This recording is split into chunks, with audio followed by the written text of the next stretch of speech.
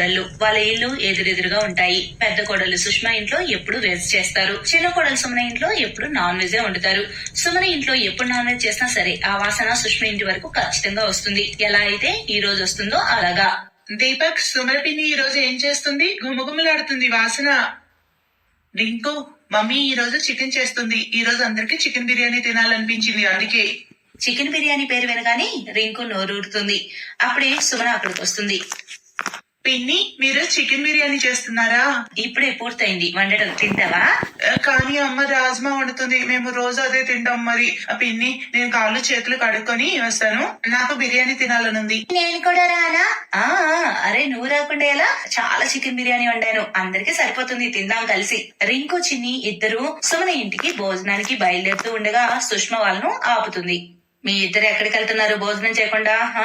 లేదు మమ్మీ, నేను చిన్ని పిన్ని ఇంటికి వెళ్తున్నాం. వాళ్ళు చికెన్ బిర్యానీ చేస్తారు అక్కడ, అదే తింటాం. రాజ్మా చావల్ రేపు తింటాం. మీకు ఇది రోజు అలవాటుగా మారిపోయింది. అసలు తిన్నప్పుడు నేను ఎందుకు వండటము? మీ ఇద్దరు రోజు రోజుకి నాన్ వెజ్ తినే అలవాటు ఎక్కువ చేసుకుంటున్నారు. సుమనికి కూడా నాన్ వెజ్ అంటే ఏంటో అంత ఇష్టం అర్థం కాదు. దాంతో పాటు ఇంటి మొత్తానికి అలవాటు చేసింది. నాన్ వెజ్ తింటే తప్పేముంది మా, మంచిదేకా. అయినా ఇన్ని సంవత్సరాలు సుష్మా మాకు ఇప్పుడు నాన్ వెజ్ చేసి పెట్టలేదు. సుమన్ వచ్చాక కనీసం పిల్లలకైనా నాన్ వెజ్ దొరుకుతుంది, అందుకు సంతోషపడాలి. రాజేష్ అన్నయ్య, కాస్త చికెన్ బిర్యానీ పంపరా, తింటావా? ఇంకా తినలేదు కదా. ఎక్కడ తిన్నాను రా, నీకు తెలుసుగా నేను రాజ్మా తిన్నాని. బిర్యానీ తినడానికి మనసు లాగుతుంది నాకు కూడా. పంపు, కాస్త రుచిగా తింటాను. పంపుతానన్నయ్య. ఇల్లంతా సుమన్ ని పొగుడుతూ ఉంటారు. ఆమె నాన్ వెజ్ వంట ముందు సుష్మ వెజ్ వంట ఎవరికి నచ్చడం లేదు, ఒక సుష్మకి ఆమె అత్తకు తప్ప. సుమన రకరకాల రెసిపీస్ తో నాన్ వెజ్ డిషెస్ వండుతూ ఉంటుంది. Fish curry, egg curry, mutton curry, chicken curry, అలా రకరకాల డిషెస్. ఇంకా ఇక్కడ సుష్మ వెజ్ వంటలు ఏం తక్కువేం వండదు. ఆమె వంట కూడా చాలా టేస్టీగా ఉంటుంది. కానీ నాన్ వెజ్ ప్రియులకు వెజ్ ఎక్కదు కదా మరి. ఏమండి, ఈ రోజు మీకు ఇష్టమైన బటర్ రోటీ, పన్నీర్ కూర వండాను, పరండి తిందురు గాని, వేడిగా ఉన్నాయి. లేదు, నేను అది రేపు తింటాను. సుమన ఇప్పుడు బటర్ చికెన్ వండిందట. ఈ రోజు నాకు అక్కడే పార్టీ. ఇక నువ్వు అమ్మ తినండి, పిల్లలు కూడా నాతో పాటు అక్కడికి వస్తారు. మీరు రోజు అసలు ఏం చేస్తున్నారు ఇలా? ఎప్పుడు చూడు సుమన ఇంటికి నాన్ వెజ్ తినడానికి వెళ్తూ ఉంటారు. అరే నీ ఇంట్లో సాధారణ భోజనం నీకు నచ్చడం లేదా? ఇది అసలే చలికాలం, వెజ్ వంటలే ఆరోగ్యం. అసలు శాకాహార వంటలు తినడమే మానేశారు మీరంతా. అసలు ఏంట్రా పెద్దోడా, ఏమైనా బాగుందా అసలు? అప్పుడే అక్కడకు సుమన్ కూడా వస్తుంది. అత్తయ్య, అక్క, మీరు కూడా పదండి అక్కడికి, భోజనం చేద్దరు గాని మీకోసం ఏదో వెచ్చేస్తాను. లేదు లేదు, నేను అసలు అక్కడ భోజనం చేయను. నాకు మాంసాహారం అంటేనే పడదు. నేను అక్కడ అసలు తిన్ను. నాకైతే వద్దమ్మా. నీకు చాలా బాగా తెలుసు కదా, నాన్ వెజ్ వండిన గిన్నెలో చేసిన వంటను నేను కానీ అత్తయ్య కానీ తినమని. ఏం పర్లేదు, మీరెళ్ళి తినండి. ఇక్కడ బటర్ రోటీ, పన్నీర్ అయి ఉన్నాయి. నేను అత్తయ్య అవే తింటాం. నువ్వు తింటావా నరేష్? సుష్మ మాటలకు సుమన గట్టిగా నవ్వుతుంది. నరేష్ కూడా నవ్వుతూ ఉంటాడు. నాన్ వెజ్ ముందు వెజ్ అసలు ఎవరైనా తింటారా? అసలు మీరు మరీను నాన్ వెజ్ కాకుండా అసలు మీరేం తినరు. నాన్ వెజ్ ఎదురుగా కనిపిస్తే అసలు వేరేది ముట్టుకొని కూడా ముట్టుకోరు. నాకు బాగా తెలుసు కదక్క ఆయన విషయము. మీరు మరీనక్క. వదిన, మీరు కూడా వెజ్ వండటం మానేసి నాన్ వెజ్ వండొచ్చు కదా. ఆ రోజు మొదటిసారి సుష్మకి ఎందుకో బాధగా అనిపించింది. ఆమె మనసు నొచ్చుకుంది.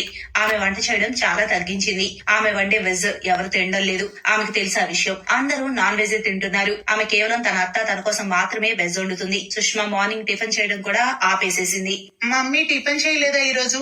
ఈ రోజే కాదు, అసలు ఇక నేను ఏ రోజు టిఫిన్ వండను. మీకు నాన్ వెజ్ ఇష్టం కదా, వెళ్ళండి మీ పిన్నింటికి వెళ్ళి అక్కడే టిఫిన్ చేయండి. ఏమైంది? తినడానికి ఏం లేదు.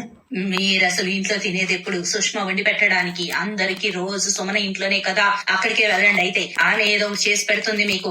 మమ్మీ చాలా ఆకలేస్తుంది, ఏదైనా వండి పెట్టు. ఇవాళ నేనేం వండను. ఈ రోజే కాదు, ఇంకెప్పుడు మీకోసం నేను ఏమీ వండను. ఒకవేళ మీకు అంత ఆకలిగా ఉంటే వెళ్ళి మీరే వండుకొని తినండి. సుష్మ తన కోసం తన అత్త కోసం మాత్రమే వంట చేస్తుంది. రాజేష్ పిల్లల కోసం వండటం పూర్తిగా మానేసింది. రాజేష్ ఇంకా పిల్లలు ఇప్పుడు చాలా ఇబ్బంది పడుతున్నారు. వాళ్ళు పదే పదే సుమన ఇంటికి వెళ్ళైతే తినలేరు కదా, కేవలం నాన్ వెజ్ చేసినప్పుడు మాత్రమే ఆమె పిలిచేది. ఒకరోజు సుమన చాలా జబ్బు పడింది. ఆమె ఆరోగ్యం అస్సలు బాగలేదు. ఆమెకు టైఫాయిడ్ జ్వరం రావడంతో చాలా బలహీనమైపోయింది. ఇంటి పనులు కూడా చేయలేని పరిస్థితి. ఇంట్లో వంటలు కూడా అవడం లేదు. సుమన, నేను సుష్మా వదినకు చెప్తాను నీకోసం ఏదైనా తేలికపాటి ఆహారం చేయమని. నరేష్, అక్క బావ పిల్లల కోసమే ఏమీ చేయటం లేదు, కోపంగా ఉంది. అలాంటిది నా కోసం ఏముంటుంది? వద్దులే నరేష్. ఒక్కసారి అడిగి చూస్తాను. వదిలే, నేనే ప్రయత్నిస్తాను, అవుతుందేమో. నరేష్ వంటగదిలో కిచిడి వండుతూ ఉంటాడు. అప్పుడే సుష్మా డబ్బాలో కిచిడి తీసుకొని వస్తుంది.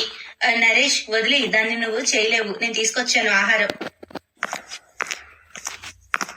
సుమన ఇదిగో ఇది తిను. సుమన ఇప్పుడు ఆరోగ్యం ఎలా ఉందమ్మా? పర్వాలేదు అత్తయ్య, డాక్టర్ చెప్పాడు నేను పాడైన మాంసం తినడం వల్లే నాకు ఇలా టైఫాయిడ్ వచ్చిందని. భోజనంలో పెసర్ కిచడి, సూపు, రసం వంటివి తినాలని చెప్పాడు. నాన్ వెజ్ పూర్తిగా వద్దని చెప్పాడు. ఎందుకంటే ఈ సీజన్ లో నాన్ వెజ్ చెడిపోయి వస్తుందట. మార్కెట్ లో కులిన్ నాన్ వెజ్ అమ్ముతున్నారు. అందుకే ఇలా నాకు ఈ బాధ వచ్చింది. కానీ వెజ్ వండే ఓపిక కూడా నాకు లేదక్క. అవరే ఈ పరిస్థితుల్లో నువ్వు వంటేం చేస్తావు? టెన్షన్ పడకు, నేను అత్తయ్య అంతా చూసుకుంటాం. కొద్ది రోజులు నువ్వు విశ్రాంతి తీసుకో, నేను అందరి కోసం వంట చేస్తాను. నరేష్, నేను నాన్ వెజ్ చేయలేను, మీరు వెజ్ తినగలరు కదా?